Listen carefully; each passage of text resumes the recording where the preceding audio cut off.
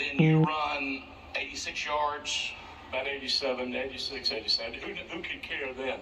Yeah. It's a long way. Tell me about that game. I mean, was it here or was it Shelby? No, it was here in Kings Mountain.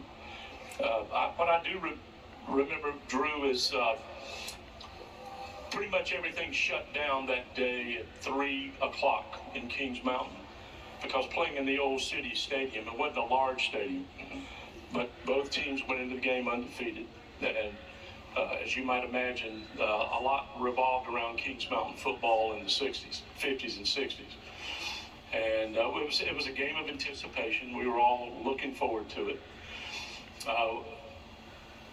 It could not accommodate, the stadium could not accommodate all the people that wanted to come. So we laughed, like some of my friends and I still laugh. There used to be a tree behind one of the goalposts in the stadium closest to Highway 74. And that tree was full of people. But there were people were everywhere. In the graveyard behind, there were people lined on the fence up there because you could see down into the stadium. And I remember they took the opening kickoff and methodically moved the ball down the field and kicked the extra point, 7-0. And I think the expectation was, here goes Shelby on one of those vaunted, 3 touchdown wins. Yeah. And the guy kicked the football off. I'll never forget it. Was not a good kickoff, but it bounced really high. So I waited under the ball, and as I will take this to my grave.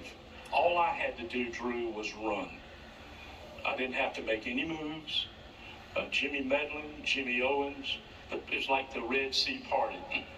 And I just ran straight up the field. And I'll always remember the eyes of the Shelby safety, who went on to become a Shrine Bowl player, Charles Peeler.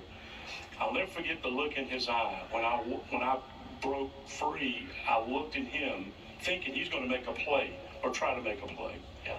He just was frozen. And I went untouched, down the field. And Hubert McGinnis kicks the extra point, and we play the rest of the game 7-7. It was the first official overtime game in recorded North Carolina history. Nobody knew how.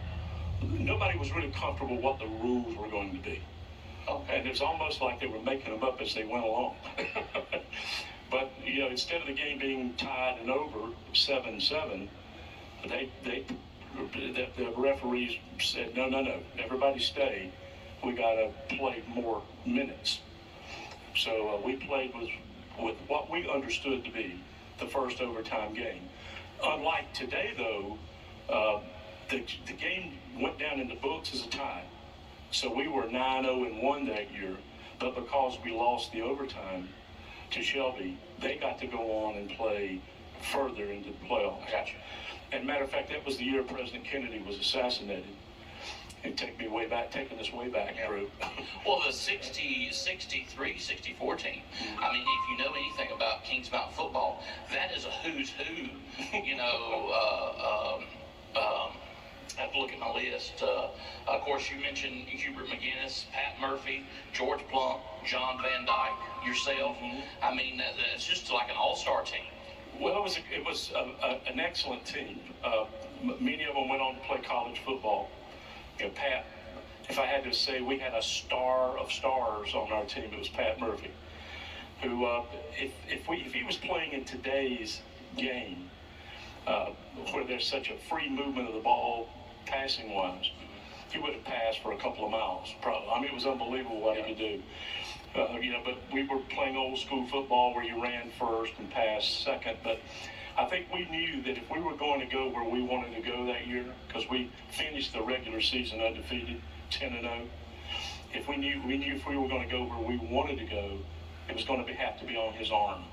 So we really redesigned our offense the last 3 games of the year. We turned it into a pro offense with split receivers. Matter of fact, I was the primary running back through the first 7.5 games. The last 2 games, I became a flanker. We split the backfield like a pro set, and nobody really knew how to cover us.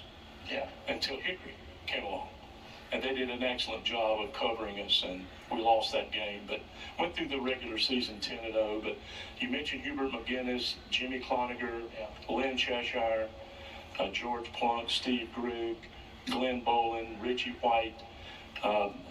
Without them, whatever success I had running the ball was attributed to them. I mean, they were just phenomenally gifted linemen. And all I had to do was keep my head up and run to the right place. Well, let me ask you, the 61, 60.